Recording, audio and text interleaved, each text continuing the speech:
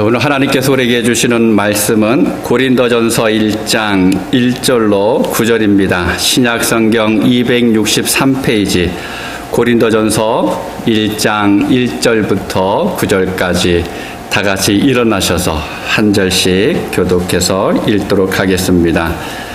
하나님의 뜻을 따라 그리스도 예수의 사도로 부르심을 받은 바울과 형제 소수대네는 고린도에 있는 하나님의 교회 곧 그리스도 예수 안에서 거듭나시고 성도라 부르심을 받은 자들과 또 각처에서 우리 예수 곧 그들과 우리 예수 그리스도의 이름을 부르는 모든 자들에게 하나님 우리 아버지와 주 예수 그리스도로부터 은혜와 평강이 있기를 원하노라. 그리스도 예수 안에서 너희에게 주신 하나님의 은혜와 내가 너희를 위하여 항상 하나님께 감사하노니 이는 너희가 그 안에서 모든 일 곧 모든 언변과 모든 지식에 풍족함으로 그리스도의 증거가 너희 중에 권고하게 되어 너희가 모든 은사에 부족함이 없이 우리 주 예수 그리스도의 나타나심을 기다립니다. 주께서 너희를 우리 주 예수 그리스도의 나라에 충만할 것이 없는 자로 끝까지 존귀하게 하시리라. 같이 있습니다. 너희를 불러 그의 아들 예수 그리스도 우리 주와 더불어 교제하게 하시는 하나님은 미쁘시도다. 아멘. 자리에 앉아주시기 바랍니다. 여러분 한 주간 잘 지내셨습니까? 요즘 겨울답지 않은 날씨가 며칠 이어지고 있죠. 좀 따뜻해서 이제 뜻하지 않은 일이 발생을 하고 있습니다. 어젠가요, 그저께인가 테네시에서는 토네이도가 발생을 했죠. 보통 겨울에는 안 일어나는데 그 토네이도 때문에 몇 명이 사망하고 또 집들도 건물도 무너지면서 또 상당한 피해가 있었습니다. 우리가 신앙의 삶을 살아가면서 우리 주변을 좀 유심히 돌아볼 수 있는 그런 눈과 여유가 있어야 될 것 같습니다. 그것을 보면서 하나님께서 우리에게 주시는 기도의 제목이 있을 겁니다. 또 우리에게 주시는 하나님의 소망도 있을 겁니다. 그런 것을 늘 찾아서 기도하는 여러분 되시기 바랍니다. 여러분 지난주에 나눠드린 묵상 자료집 되게 열심히 하고 계시나요? 그 자료를 매일매일 보시면서 한번 이렇게 생각을 해봤으면 좋겠습니다. 나는 지금 예수님을 기다리고 있는 것일까? 여러분 일주일 동안 하시면서 어땠습니까? 내가 예수님 기다리고 있구나 라고 하는 생각이 드셨나요? 아니면 예수님 조금만 더 있다 오십시오 라고 하는 마음이 여러분 드셨습니까? 또 나는 예수님을 기다리면서 만약에 예수님께서 오신다 그러면 어떻게 할까? 혹여라도 오늘 밤에라도 주님께서 오신다 그러면 나는 그 예수님을 어떻게 맞이할까? 예수님이 나를 보시면서 기뻐하실까? 이런저런 모습들 한번 생각해 보시면서 이 대림절을 보내시고 그래서 성탄의 계절을 보내면서 주님 앞에 주님 나 여기 있습니다. 주님이 사랑하시고 주님을 사랑하는 내가 여기에 있습니다 라고 늘 당당하게 나갈 수 있는 여러분 되시기 바랍니다. 오늘은 대림절 두 번째 주일입니다. 대림절은 예전에는 대강절이라고 하는 단어를 많이 썼었습니다. 근데 대강절이라고 그러니까 잘 그 의미를 모르는 사람들은 대강 보내는 걸로 생각을 해서 이야기하는 젊은이들이 사실 많이 있었습니다. 그래서 대강절보다는 대림절로 같은 의미의 대림절로 이제 바꿔서 사용을 하고 있습니다. 이 대림절은 지난주일에 말씀을 드린 것처럼 예수 그리스도의 오심을 기쁨으로 이제 준비하면서 기다리는 절기입니다. 조마조마하면서 기다리는 게 아니에요. 기뻐하면서 주님 빨리 오십시오. 주님 보고 싶습니다. 라고 그 마음으로 기다리는 겁니다. 그럼 대림절은 분명히 그리스도를 기다리는 절기이죠. 우리 앞에 이제 강단이 참 아름답게 만들어져 있습니다. 우리 김혜나 집사님과 또 예배부에서 이제 화분이나 장식품 이런 것들을 도네이션 하면서 이제 수고도 많이 하셨는데 여러분 감사합니다. 그리고 이 장식을 보시면서 무엇이 먼저 떠오르십니까? 뭐가 가장 먼저 여러분 마음에 다 닿습니까? 이걸 보면서 먼저 드는 생각이 뭡니까? 여러분의 마음의 눈이 있다 그러면 가장 눈에 띄는 것이 무엇입니까? 우리 장식을 보면서요. 아름답게 만들어진 이 장식을 보면서 나를 구원하시기 위해서 오신 예수님을 발견하실 수 있기를 바랍니다. 그리고 왜 예수님께서 오셔야만 됐을까? 무엇 때문에 굳이 사람의 몸을 입고 예수님께서 이 땅에 오셨을까라고 하는 그 이유들을 발견할 수 있는 여러분 되시기 바랍니다. 그리고 그 주님을 여러분의 마음에 맞아들이시기 바랍니다. 대림절은 주님을 기다리는 절기다라고 말씀을 드렸습니다. 자, 그렇다 그러면 왜 우리가 주님을 그토록 고대해야 될까요? 왜 우리가 그렇게 기다려야 합니까? 이 어두운 세상에 빛을 주시고 또 죽음의 땅에 생명을 주시는 주님이시기 때문에 그렇습니다. 그런데 2000년 전이나 또 지금이나 똑같습니다. 예수님께서 이 땅에 오신 그때에 그 이스라엘에는 폭력이 난무했습니다. 온갖 부정과 비리가 우리 바다에 보면 파도가 막 밀려오는 것처럼 이러한 것들이 이스라엘 백성들을 덮고 있었습니다. 그래서 캄캄했습니다. 거짓이 가득했고 악이 활개를 쳤습니다. 편견이 있었고 불평등이 가득해서 그래서 정의와 공의라고 하는 것은 찾아보기 어려운 그런 세상에서 고통 가운데 절규하고 또 탄식하고 살아가는 힘 없는 사람들, 그러한 것 때문에 숨을 쉬지 못하는 그 영혼들을 구원하시기 위해서 바로 주님께서 이 땅에 오신 그날을 기다리는 대림절입니다. 그런데 여러분, 요즘 교회들을 보면 교회마다 화려한 장식이 있고 또 성탄 트리 그 불빛 아래서 늘 부르는 찬송이 있습니다. 기쁘다 구주 오셨네. 기쁘다 구주 오셨네라고 하는 그 찬송을 하면서 근데 정작 우리의 귀에 들리지 않는 소리가 있다라는 겁니다. 무슨 소리입니까? 이 땅에 외면받은 작은 자들의 시름소리가 우리의 귀에 들리지 않는다라는 거예요. 지극히 높은 곳에서는 하나님께 영광이요 땅에서는 기뻐하심을 입은 사람들에게 평화다라고 우리가 찬송하는데, 근데 그 찬송이 끝남과 동시에 우리의 마음을 휘잡는 것이 무엇입니까? 미워하고 정죄하고 심판하는 행위들이 자꾸만 나타나는 것이 바로 우리들의 아픔입니다.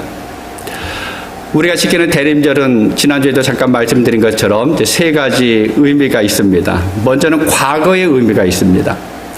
인류 구원을 위해서 이미 오신 메시아를 우리가 바라보면서 감사하고 또 기억하는 것입니다. 현재적인 의미가 있습니다. 임마누엘이라고 하신 그 말씀처럼 주님께서 분명히 우리 곁에 와 계시는데 그 주님과의 만남을 기다리는 거예요. 내가 하루하루 살아가면서 내가 이 주님과 진지한 만남을 이루어가기를 고대하면서 살아가는 것이 바로 대림절의 시간입니다. 또 마지막으로는 미래의 의미가 있습니다. 주님께서 다시 오시겠다라고 말씀하셨습니다. 재림하시는 주님을 기다리는 것입니다. 다시 오시겠다라고 한 그 말씀을 믿으면서 언제 주님 오실까? 그 주님이 오신다 그러면 나는 어떻게 주님 앞에 나갈까 생각하면서 준비하고 기다리는 그러한 시간이 바로 대림절의 시간입니다. 바로 이 신앙의 삶을 가지고 기다림의 신앙이다라고 이야기합니다. 그것이 대림절의 깊은 의미입니다. 자, 그렇다면 우리가 어떻게 주님을 기다려야 할까요? 어떤 자세로 우리가 주님을 맞이해야 되겠습니까? 오늘 본문을 통해서 네 가지를 찾아볼 수가 있습니다. 첫 번째는 감사함으로 주님을 기다려야 합니다. 여러분, 그리스도인의 삶을 한마디로 말한다 그러면 감사의 생활이에요. 근데 그 감사의 내용이 뭘까? 오늘 4절을 함께 읽도록 하겠습니다. 그리스도 예수 안에서 너희에게 주신 하나님의 은혜로 말미암아 내가 너희를 위하여 항상 하나님께 감사하노니. 여러분, 사도 바울이 지금 고린도 교회 성도들에게 뭐라고 이야기합니까? 하나님께 감사하노니라고 편지를 쓰고 있습니다. 그런데 사실 바울이 고린도 교회에 이 편지를 쓸 때 고린도 교회 상황은 감사할 수 있는 상황이 아니었습니다. 여러분 이미 아시는 것처럼 이 교회 안에는 바울파, 게바파, 아볼로파, 그리스도파 이렇게 하면서 파당을 만들어가지고 서로 자기들이 더 낫다고, 아니야 우리가 원조야, 내가 원조야 라고 하면서 교회 안에서 싸움이 그칠 날이 없었습니다. 서로 더 낫다라고 하는 것을 주장하고 있었습니다. 그뿐만이 아니죠. 은사 문제가 참 심각했습니다. 고린도 교회만큼 하나님의 은사를 받은 교회가 없습니다. 그런데 그 받은 은사를 가지고 서로 어떻게 합니까? 내가 받은 은사가 최고라는 거예요. 내가 받은 은사가 하나님께서 주신 가장 좋은 것이라고 이야기합니다. 그러면서 내 생각이 옳고 너 생각은 틀려. 다르다라고 이야기하지 않습니다. 틀렸다라고 이야기합니다. 그래서 교회가 분열되어 가고 있는 당시의 상황이었습니다. 믿음의 사람을 통해서 하나님의 모습이 드러나야 되는데 오히려 반대로 그들이 교회를 삶의 터전으로 이용하기도 합니다. 그리고 그 고린도 교인 중에는 이율배반적인 삶을 살아가고 있는 사람들도 있었습니다. 입으로는 예수님을 믿는다고 이야기하는데 교회 안에서는 복음을 붙들고 하나님의 말씀을 가지고 살아간다고 이야기하는데 그런데 개인의 삶을 보면 철저히 자기 중심으로 살아가고 있는 이들이 있습니다. 말씀과 행위가 상반되는 그러한 삶의 모습입니다. 교회 안에서 하는 행동하고 교회 밖에서 하는 행동이 전혀 다른 모습이 있습니다. 더군다나 또 하나의 심각한 문제가 있었죠. 바로 우상의 문제입니다. 우상과 복잡하게 연결된 문제가 있는데 바로 그 재물을 먹어야 되느냐 말아야 되느냐 먹어도 되느냐 안 되느냐 이 문제를 가지고 교회 안에 심각한 싸움이 일어났습니다. 바로 교회의 모습이 그렇다는 거예요. 많은 사람들이 하나님의 은혜로 살아가고 있다고 예수님께서 나 때문에 죽으셨다라고 하는 것을 고백하기는 하는데 정작 삶 속에서는 주님이 없는 자기만 있는 교회 생활을 하고 있는 고린도 교회의 모습입니다. 총체적인 문제가 집약되어 있는 교회가 바로 고린도 교회였어요. 그런데 그 교회를 바라보면서 사도 바울이 뭐라고 이야기합니까? 감사하다. 감사하다라는 거예요. 우리의 생각으로 도무지 감사할 것이 없는데 책망받아야 하고 비난받아야 하고 어떻게 그럴 수 있느냐라고 하는 말을 들어야 되는데 그런데 그 교회를 향해서 사도 바울이 감사하다라고 이야기합니다. 그것뿐만 아니라 감사함으로 그리스도를 기다려야 된다라고 권면하고 있습니다. 여러분 그렇게 감사하는 이유가 하나님께서 주신 은혜 때문이라는 거예요. 비록 우리의 삶은 엉망이지만 우리가 손가락질 당할 수도 있고 책망받을 수도 있지만 그 가운데 하나님의 은혜가 있기 때문에 우리는 감사할 수가 있고 또 그것을 기억하라라고 권면합니다.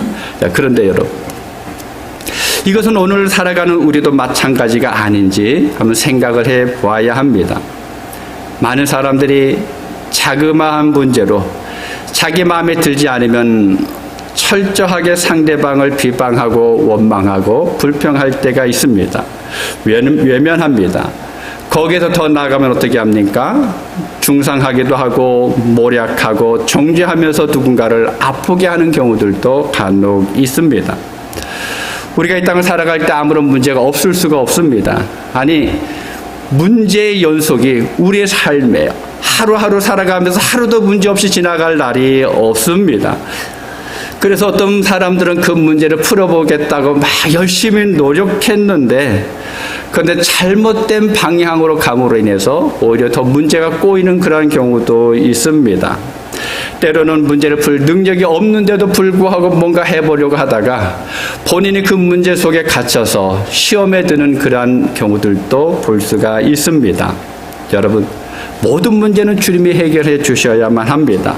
그것을 인정하는 것이 믿음이에요. 나는 할 수 없는데 주님은 하실 수가 있습니다. 주님 내가 아무리 노력해도 이거 털끝 하나 풀 수가 없지만 주님께서 붙잡아 주시면 이 모든 것이 해결될 수가 있습니다 라고 믿음이 있는 사람이 결국 어떻게 합니까? 기도하게 되는 거예요. 기도하는 성도의 부르짖음에 하나님께서 응답해 주십니다. 그때부터 우리의 문제는 풀어지기 시작을 한다라는 것입니다. 바로 그것이 감사해요. 아직 문제가 산재해 있지만 그래도 주의 은혜가 함께하기 때문에 감사합니다. 하나님이 나와 함께 하시기 때문에 감사합니다. 하나님께서 이것을 주장하실 것이기 때문에 감사합니다. 라고 하는 그 고백 속에 문제의 실마리가 풀려지기 시작합니다. 그래서 바울은 감사함으로 주를 기다리라 라고 권면하고 있습니다. 그것이 주를 기다리는 성도의 참 모습이에요. 여러분, 문제를 보는 것이 아니라 우리 삶의 형편들에게 우리가 눈을 고정하면서 바라보는 것이 아니라 내게 주신 은혜가 뭘까? 그걸 보면서 감사할 수 있어야 합니다. 두 번째는요, 우리는 믿음 안에서 주를 기다려야 합니다. 여러분, 예수님을 믿는다고 하는 것이 뭘까요? 다양하게 정의해 볼 수도 있지만 오늘 이 말씀을 통해서는 내가 죽고 내 안에서 예수님이 사시는 겁니다. 사도 바울이 갈라디아서 2장 20절에서 이렇게 고백했죠. 우리 함께 읽도록 하겠습니다. 내가 그리스도와 함께 십자가에 못 박혔나니 그런즉 이제는 내가 사는 것이 아니요 오직 내 안에 그리스도께서 사시는 것이라. 이제 내가 육체 가운데 사는 것은 나를 사랑하사 나를 위하여 자기 자신을 버리신 하나님의 아들을 믿는 믿음 안에서 사는 것이라. 이 말씀을 가만히 보면 세 가지 변화된 내용을 발견할 수가 있습니다. 먼저는 나 대신에 누구입니까? 그리스도예요. 그리스도만 있는 삶입니다. 그 다음으로는 율법 대신에 믿음입니다. 하나님의 은혜가 있어야 합니다. 그 다음에 또 다른 하나가 있는데 옛 사람 대신에 새 사람입니다. 달라지는 거예요. 변화되어져야 합니다. 여러분, 그리스도를 중심으로 하나님의 은혜를 따라서 달라지는 삶, 이것이 바로 믿음 안에 사는 삶의 모습입니다. 우리가 성경을 보면 안증뱅이를 고치시고 또 소경을 보게 하시고 중풍병자를 낫게 하시고 혈루증 여인을 치료하시고 죽은 나사를 살리셨고 홍해를 가르시고 또 여리고성을 무너뜨리신 주님의 능력을 볼 수가 있습니다. 여러분, 그것이 믿어지십니까? 내 삶 속에서도 그것이 이루어질 것이라고 하는 그 믿음이 있는 삶을 살아갈 때 그가 하나님을 믿는 성도의 삶이다라고 이야기할 수가 있습니다. 세상을 살아가면서 가장 불행한 것은 믿음이 없는 생활이에요. 하나님과의 관계에서는 말할 것도 없고, 여러분, 인간관계에서도 그렇죠. 서로 사람 사이에서 믿음이 없으면 많이 불편합니다. 불행해질 때도 있습니다. 그래서 진정으로 주님을 기다리는 성도는 믿음 안에서 생활하면서 주님이 오심을 기다려야 합니다. 깨어있는 성도의 눈은 열려있죠. 그래서 열려있는 눈으로 주님의 때를 볼 수가 있습니다. 주님이 오시는 것을 발견할 수가 있다라는 것입니다. 여러분, 주님이 오시는 때를 볼 수 있는 눈이 있어야 합니다. 그것을 우리는 위해서 준비해야 돼요. 깨어있는 성도는 기다리는 성도입니다. 그래서 우리는 지금은 잠잘 때가 아니라 자다가 깨어서 기도할 때예요. 육신의 잠을 자지 말라는 말이 아닙니다. 이런 밤에는 잘 주무셔야 돼요. 근데 영의 잠은 깨어 있어야 합니다. 내 신앙이 점점 더 밑으로 가라앉는다 생각되면 우리는 발버둥 치면서 일어나야 돼요. 그리고 주님을 보아야 합니다. 주님 앞에 나가서 기도해야 합니다. 주님이 오심을 기다려야 합니다. 그것이 믿음 안에서 주를 기다리는 성도의 모습입니다. 세 번째는요, 우리는 소망 가운데서 주님을 기다려야 합니다. 우리 7절을 함께 읽겠습니다. 너희가 모든 은사에 부족함이 없이 우리 주 예수 그리스도의 나타나심을 기다림이라. 마지막에 기다림이라고 하는 말의 헬라어 단어 뜻을 찾아보니까 간절한 소망이라고 하는 의미가 담겨 있습니다. 우리는 주님을 기다리는데 그냥 기다리는 게 아니에요. 간절하게 기다려야 합니다. 소망 가운데 기다려야 합니다. 제가 어렸을 때 이제 생각이 났는데 제 고향이 바닷가입니다. 뭐 농사도 짓기도 했지만 저희 부친께서 당시 이제 여객선이라고 해서 5일장을 다닐 때마다 육지를 가야 되는데 그 5일장에 나가는 사람들을 태우고 가서 또 하룻밤 자고 이렇게 오는 그런 일들을 하셨습니다.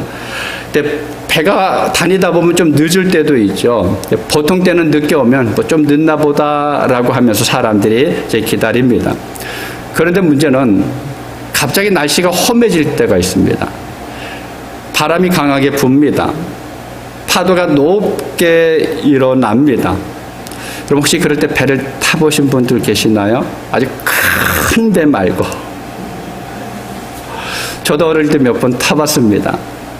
뭐 처음 따라갈 때는 신나서 따라갔는데 출발해서 얼마 안 됐는데 갑자기 바람이 불기 시작하니 파도가 밀려오기 시작하는데 정말 배가 그 파도 속으로 들어갑니다. 들어갔다 나왔다 들어갔다 나왔다를 반복합니다. 사람들이 지쳐서 다 누워있죠. 여러분 그런 날씨에 집에서 기다리는 그 사람들의 마음이 어떨 것 같습니까? 뭐 시간이 되면 오겠지 라고 하면서 할 일 다 하면서 기다릴까요? 아닙니다. 시간 되기 전에 다들 바닷가로 나옵니다. 배가 도착하는 그곳에 와서 보이지도 않는 바다를 바라보고 있어요. 그러다가 배가 조금 보이면 이제 그때부터는 더 조마조마합니다. 여러분 왜 그런지 아세요? 이 배가 파도 때문에 이렇게 흔들렸다가 저렇게 흔들렸다가 또 물속에 들어갔다가 나왔다 하는 그 모습을 보면서 마음이 더 조마조마해진다라는 거예요. 그러니까 거기 모인 사람들이 다 기다리고 무사히 도착했으면 이라고 간절한 마음으로 기다립니다. 그리고 도착하면 어떻습니까? 마음을 편안하게 먹죠. 모두가 환호하면서 맞아들입니다. 여러분 이것이 간절한 소망의 기다림이에요. 예수님께서 지금 어디쯤 오고 계실까? 주님께서 어떤 모습으로 나를 바라보고 계실까? 주님이 나를 보신다 그러면 뭐라고 말씀하실까? 그럼 마음 가득히 주님으로 채워진 채 기다리는 것입니다. 그런데 여러분 그렇게 주님을 간절히 기다리고 있습니까? 그런 여러분 되시길 바랍니다. 하루하루 살아가면서 오늘은 주님이 오실까? 오늘이라면 주님께서 오실 수 있을까? 라고 하는 그 마음을 가지고 주를 보실 수 있는 여러분 되시길 바랍니다. 마지막 네 번째로는요, 사랑함으로 주를 기다려야 합니다. 오늘 본문 9절을 함께 읽습니다. 너희를 불러 그의 아들 예수 그리스도 우리 주와 더불어 교제하게 하신 하나님은 미쁘시다. 여기서 교제라고 하는 말은 연합하는 것을 이야기합니다. 서로 소통하는 거예요. 우리가 만나서 그냥 즐겁게 대화하는 그런 것뿐만 아니라 온 성도들이 함께 공동체를 이루어가는 것입니다. 다시 말씀드리면 우리는 거룩한 공동체죠. 부름을 받은 공동체입니다. 바로 그 사랑의 공동체의 삶을 살아가는 것이 바로 여기 소통하는, 교제하는 모습입니다. 나 홀로의 신앙을 이야기하는 것이 아닙니다. 사랑을 나누는 생활을 하면서 우리는 그리스도를 기다려야 합니다. 톨스토이가 마태복음 25장을 중심으로 해서 쓴 사랑이 있는 곳에 신이 있다라고 하는 단편이 있습니다. 별로 길지 않습니다. 한 20페이지 정도 되는데 혹시 읽은 분이 계실지라 생각을 합니다만 내용을 살펴보면 이런 내용입니다. 한 도시에 구두 수송공이 있었어요. 그 이름이 마틴 아부제이치라고 그랬는데 어느 날 한 가난한 여인이 예수님을 위해서 향유를 발에 붓고 머리털로 그 발을 닦아드리는 장면을 이제 읽고는 안경을 벗고 깊은 생각에 잠겼습니다. 그러면서 자기 자신을 가만히 살펴봤는데 이제까지 나는 나만을 위해서 살아왔구나. 차를 마시고 구두를 수선하고 돈을 받고 그래서 돈을 모아서 좋은 옷을 입고 또 편안하게 살아왔는데 손님의 일에 대해서는 별로 관심이 없었구나. 손님이 누굴까? 하나님이 아닌가? 그렇다면 하나님이 나를 찾아오신다면 나는 그분을 위해 무엇을 어떻게 대접할 것인가? 이렇게 고민하다가 잠이 들었어요. 한참 자고 있는데 귀에 음성이 들립니다. 마틴, 내일 큰 길을 바라봐라. 내일 내가 너를 찾아갈 것이다 라고 하는 음성을 듣고는 깜짝 놀라서 잠에서 깼습니다. 한밤중이었어요. 주위에는 아무도 없습니다.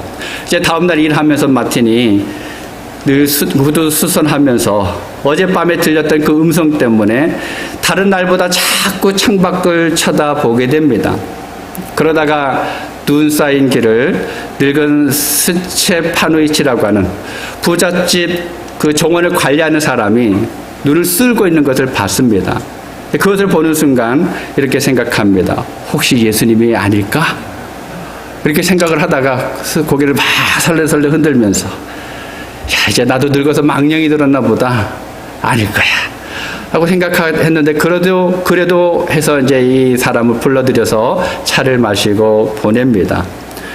근데 또 얼마 시간 흘러서 헤어진 옷을 입은 한 여인이 아이를 품에 안고 옵니다. 추운 날씨니까 조금이라도 따뜻하게 하기 위해서 이 구두 가게 앞에 벽에 바짝 붙어서 아이를 끌어안고 있는 모습을 보고 이제 그 여인을 불러서 차를 마시고 또 돌려보냅니다. 그리고 얼마 시간이 더 흘렀는데 이번에는 사과 광주를 든 할머니가 창밖에 보입니다. 바구니에는 이제 몇 개 남지 않은 사과가 있었습니다. 그런데 어디선가 한 소년이 막 달려오더니 사과 하나를 짚더니 도망가려고 합니다. 잡혔죠. 그래서 경찰서로 가자라고 하면서 실랑이를 벌이고 있는 그 모습을 보고 밖으로 나갑니다. 그리고는 바구니에서 사과 하나를 꺼내서 소년에게 주면서 이 할머니에게는 사과값을 지불합니다. 그리고 말을 합니다.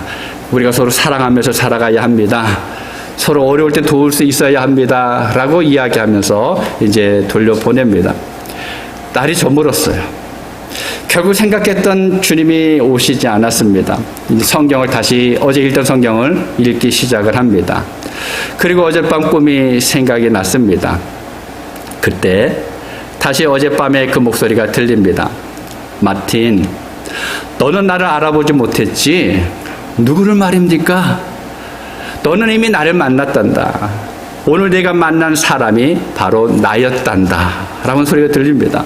그러면서 방안이 밝아지면서 목소리의 주인공이 나타나는데 그 정원사였던 스체파노이치였습니다. 그리고 빙긋이 웃으면서 사라집니다. 그도 나였느니라. 이렇게 순서대로 갓난아기를 업은 여인, 또 사과 바구니를 들고 있었던 노인과 그 소년이 나타납니다. 그 모습을 보면서 이 마틴이 눈에 눈물이 보였습니다. 그리고 젖은 눈으로 성경을 다시 봅니다. 내가 굶주릴 때 너희가 먹을 것을 주었고 목마를 때 마시게 하였고 나그네 되었을 때에 영접하였고 벗었을 때 옷을 입혔고 하는 말씀을 쭉 읽습니다. 마지막에 내 형제 중에 지극히 작은 자 하나에게 한 것이 곧 내게 한 것이니라. 톨스토이가 아내와 딸을 잃은 뒤에 신앙을 가진 후에 자신을 돌아보면서 쓴 소설이다라고 이야기합니다. 여러분, 사랑은 사랑을 통해서 점점 더 커집니다. 사랑이라고 하는 나무 뿌리보다 더 견고한 것은 없습니다. 여러분, 진정한 믿음이 무엇이라고 생각합니까?